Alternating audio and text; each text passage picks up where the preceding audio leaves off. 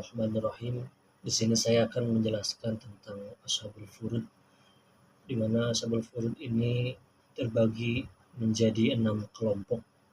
Yang pertama yang mendapatkan bagian setengah, yaitu suami dengan syarat almarhum tidak meninggalkan anak.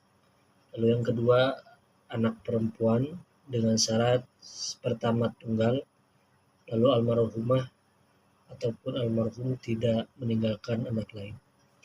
Yang ketiga, cucu perempuan tunggal dari anak laki-laki yang sudah wafat, dengan syarat cucu tersebut tunggal, lalu almarhum ataupun almarhumah tidak meninggalkan anak. Yang keempat, saudara perempuan tunggal sekandung. Syaratnya yaitu pertama tunggal, yang kedua almarhum ataupun almarhumah tidak meninggalkan anak, tidak meninggalkan cucu dari anak laki-laki. Lalu yang keempat yaitu saudara perempuan tunggal seayah, dengan syarat yang pertama tunggal, yang kedua almarhum tidak meninggalkan anak, tidak cucu dari anak laki-laki, tidak saudara kandung. Selanjutnya kelompok yang kedua yaitu yang mendapatkan bagian seperempat. Yang pertama, istri dengan syarat almarhum tidak meninggalkan anak ataupun cucu dari anak laki-laki. Yang kedua, suami dengan syarat almarhumah meninggalkan anak atau cucu dari anak laki-laki. Lalu kelompok yang ketiga yaitu yang mendapatkan 1/8, yaitu istri. Nah, di sini dengan syarat almarhum meninggalkan anak atau cucu dari anak laki-laki. Yang keempat, ashabul furud yang mendapatkan 2/3.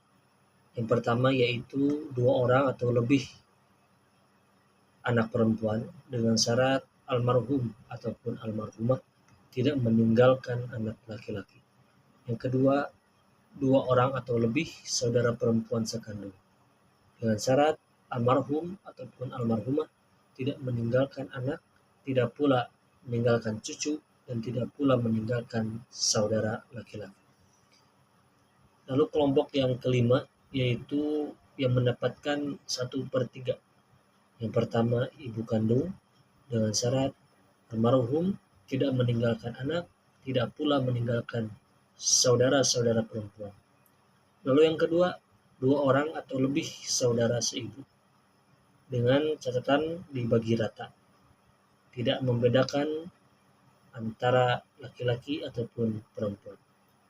Syaratnya yaitu almarhum tidak meninggalkan anak, tidak pula ayah, tidak meninggalkan saudara sekandung ataupun saudara seayah. Dan yang terakhir, asbabul furud yang mendapatkan 1/6 yaitu ayah, dengan syarat almarhum meninggalkan anak laki-laki. Lalu yang kedua, ibu kandung. Syaratnya yaitu almarhum punya anak atau saudara perempuan banyak. Yang ketiga, kakek, yaitu syaratnya almarhum tidak meninggalkan ayah tapi meninggalkan anak laki-laki. Dan yang terakhir, nenek dari ayah ataupun ibu. Bila dua-duanya ada, maka ini dibagi rata, dengan catatan ataupun syarat almarhum tidak meninggalkan ibu.